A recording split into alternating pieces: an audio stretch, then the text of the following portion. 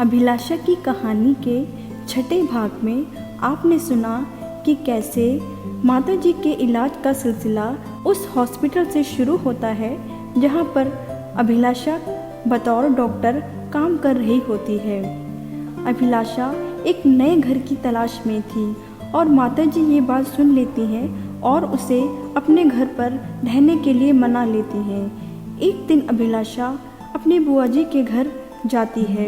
जब वो अपनी बुआ जी के घर पहुंचती है तो बुआ जी की बुरी हालत देखकर वो बहुत परेशान हो जाती है और वो देखती है कि बुआ जी की बहू सीमा अपनी सहेलियों के साथ पार्टी कर रही थी। सीमा की सहेलियां अभिलाषा के साथ बदतमीजी करती हैं और अभिलाषा बुआ जी को अपने साथ माताजी के घर ले आती है। अब आगे अभिलाषा अपनी बुआ जी को अपने साथ ले आती है। वो माताजी से कहती है, माताजी ये मेरी बुआ जी हैं, इनकी तबीयत ठीक नहीं थी इसलिए मैं इन्हें अपने साथ ले आई। वो माताजी से पूछती है, माताजी क्या आज रात ये मेरे साथ यहीं रह सकती हैं? मैं सुबह होते ही इन्हें यहाँ से ले जाऊँगी। माताजी कहती हैं, कैसी बात करती हो बेटा, ये भी कोई पूछने वाली बात है और ये जब तक चाहे यहाँ रह सकती हैं और ऐसी हालत में तुम इन्हें लेकर भी कहाँ जाओगी? अभिलाषा कहती है, पर माताजी अब बुआ जी मेरे साथ ही रहेंगी इसलिए मैं अब और यहाँ नहीं रह सकती। मैंने अपने लिए एक नए मकान की तलाश कर ली थी। मैं बुआ जी के साथ अब वहीं रहूँगी। माताजी कहती हैं, बेटा क्या हमसे कोई गलती हुई है जो तुम अब यहाँ नहीं रह सकती? अभिलाषा कहती है, नहीं माताजी ऐसी कोई बात नहीं। माताजी कहती हैं, तो कैसी बात है बेटा, शायद तुमने मुझे अपना माना ही नहीं। अभिलाषा कहती है, ये आप कैसी बात कर रही हो माताजी? अगर मैं आपको अपना नहीं मानती तो शायद इतने दिन तक यहाँ कभी नहीं रह पाती, लेकिन अब। माताजी कहती हैं, लेकिन क्या बेटा, देखो मुझे कुछ नहीं पता, तुम कहीं नहीं जा रही और अपनी बुआ जी की हालत तो देखो, उन्हें आराम की ज़रूरत है। इस तरह अभिलाषा और उसकी बुआ जी माताजी के घर ही रहने लगते हैं। कुछ समय बीतता है और बुआ जी की तबीयत में सुधार होने लगता है। कुछ दिन में माताजी और बुआ जी भी अच्छी सहेली बन जाती हैं। उनकी आपस में खूब बातचीत हुआ करती थी और एक दिन बातों ही बातों में बुआ जी माताजी को अभिलाषा की पिछली ज़िंदगी के बारे में बताती है कि कैसे कॉलेज में एक लड़के की झूठी प्यार की शर्त की बात पता चलने पर अभिलाषा के पति ने शादी की पहली रात को ही उस पर इल्ज़ाम लगाकर उसे घर से निकल जाने और उसे तलाक देने को कहा था। एक दिन अभिलाषा हॉस्पिटल से टैक्सी में घर लौट रही थी। रात का समय था। घर से थोड़ी दूरी पर ही टैक्सी खराब हो जाती है। अभिलाषा वहां से पैदल आने लगती है। उसी वक्त वहां से एक कार गुजरती है जिसमें दो लड़के बैठे थे। वो अभिलाषा को देखकर कार धीमी कर लेते हैं और उसे गाड़ी में बैठने को कहते हैं और तंग करने लगते हैं। उसी वक्त रोहित अपनी कार से घर लौट रहा होता है। वो अभिलाषा को देखकर अपनी कार रोक लेता है। रोहित को वहां आता देख वो लड़के वहां से चले जाते हैं। रोहित अभिलाषा से कहता है, आप ठीक तो है ना डॉक्टर? अभिलाषा कहती है, जी हाँ। वो अभिलाषा को कार में बैठने के लिए कहता है। वो दोनों कार में बैठ जाते हैं। अब रोहित अभिलाषा से कहता है, डॉक्टर आपको कोई हार्ट की बीमारी है या सांस लेने में कोई दिक्कत? अभिलाषा कहती है, जी नहीं। रोहित कहता है, बीपी या किडनी की कोई दिक्कत? अभिलाषा कहती है, जी मैं बिल्कुल ठीक हूँ, मुझे कोई बीमारी नहीं है। रोहित कहता है, ओह आप तो डॉक्टर हैं ना, आपको कैसे कोई बीमारी हो सकती है?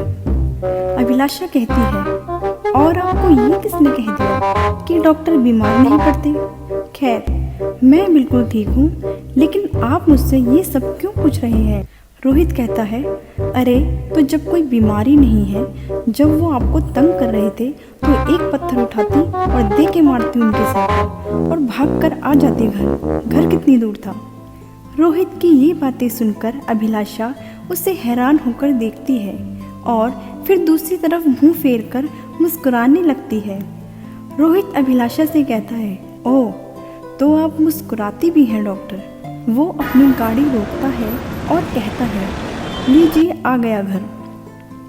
अभिलाषा रोहित से कहती है, जी शुक्रिया। रोहित अभिलाषा से कहता है, शुक्रिया से काम नहीं चलेगा डॉक्टर, इसके बदले आपको मुझे चाय पिलानी पड़ेगी। अभिलाषा कहती है, जी बिल्कुल। और वो कार से उतरते हैं।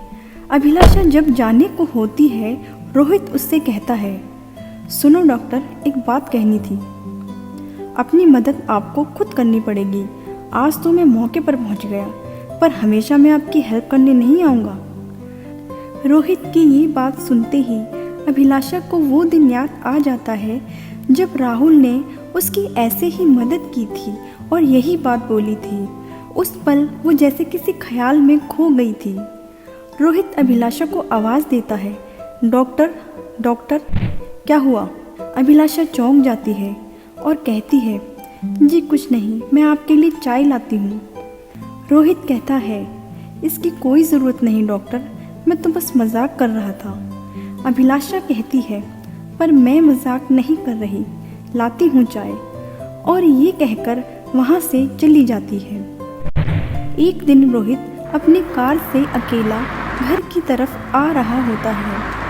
रॉन्ग साइड से अंधाधुंध एक कार चली आ रही थी जो रोहित की कार से टकराकर वहीं रुक जाती है। रोहित के माथे पर चोट आई थी। इतने में उस कार से एक युवक उतरता है जो कि नशे की हालत में था।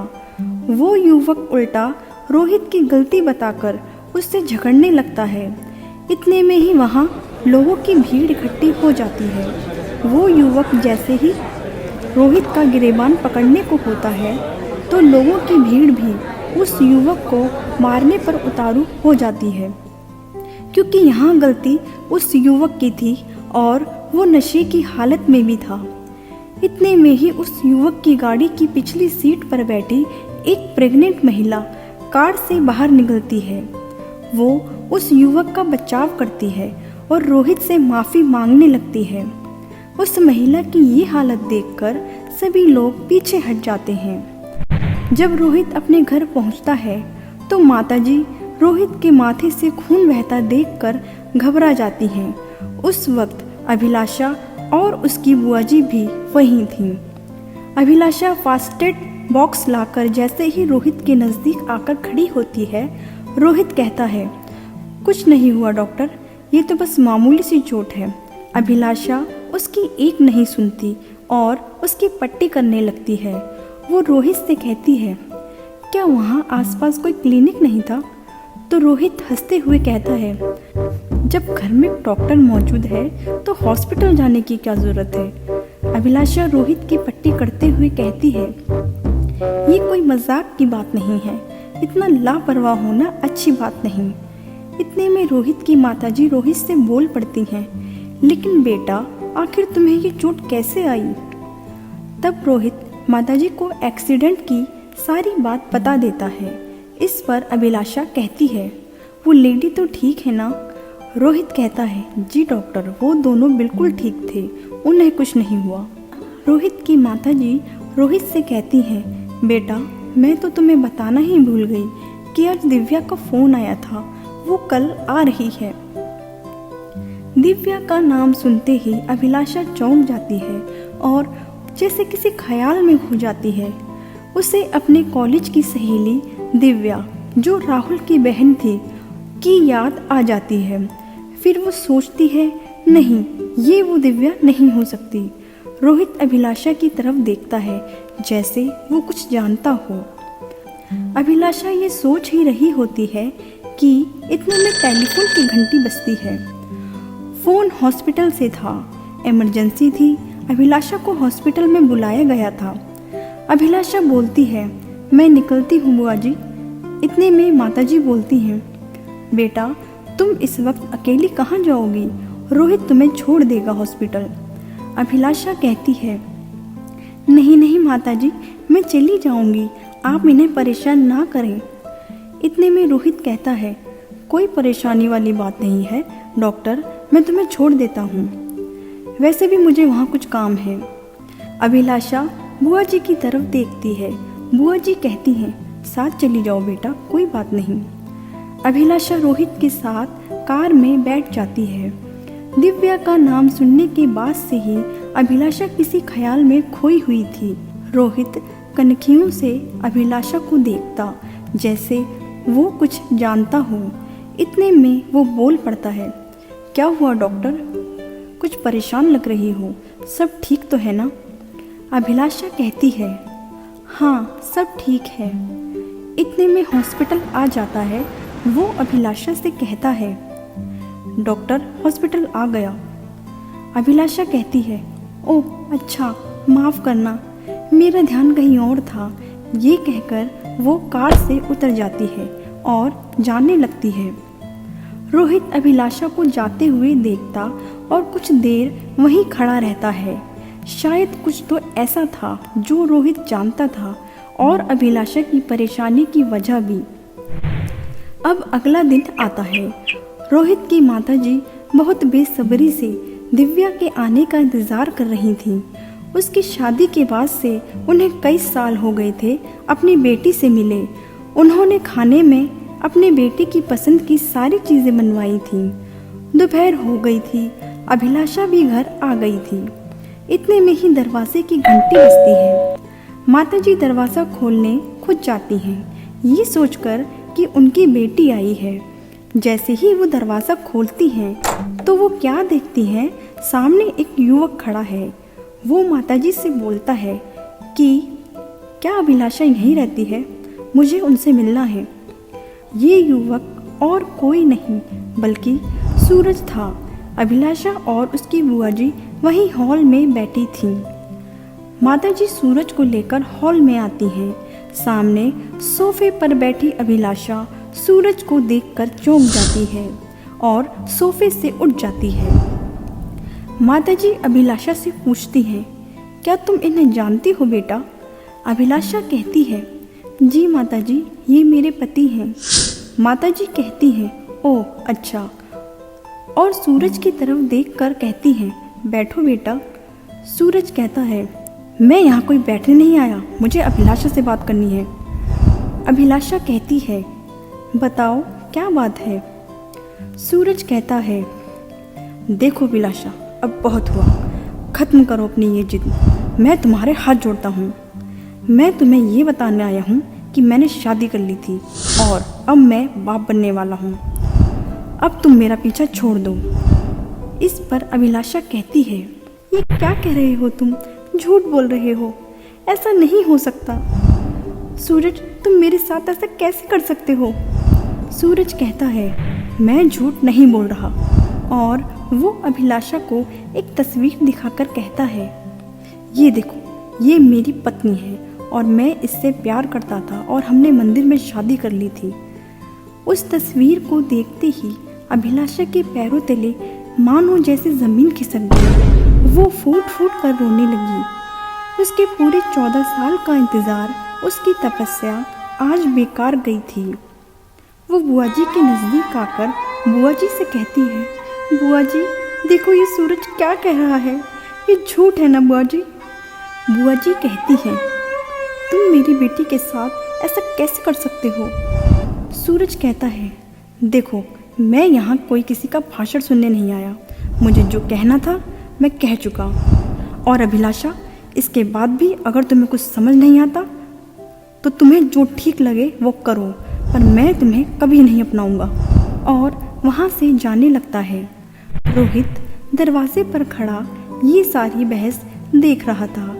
जाते वक्त दरवाजे पर सूरज का सामना रोहित से होता है। रोहित सूरज को देखकर चौंक जाता है। उसे सूरज कुछ जाना पहचाना सा लग रहा था, जैसे पहले मिल चुका हो उससे।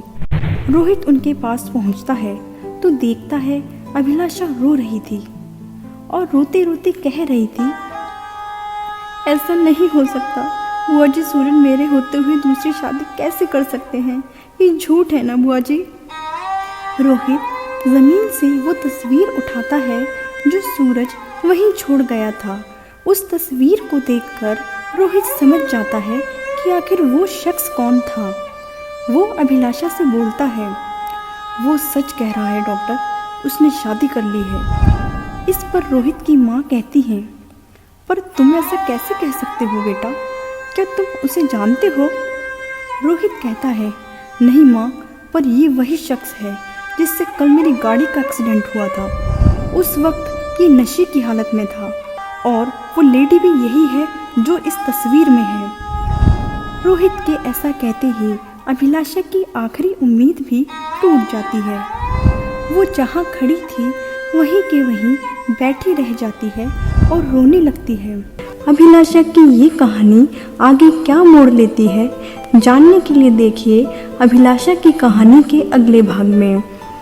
कहानी अगर पसंद आई हो तो चैनल को सब्सक्राइब कीजिए, वीडियो को लाइक कीजिए, कमेंट कीजिए और शेयर कीजिए अपने दोस्तों में।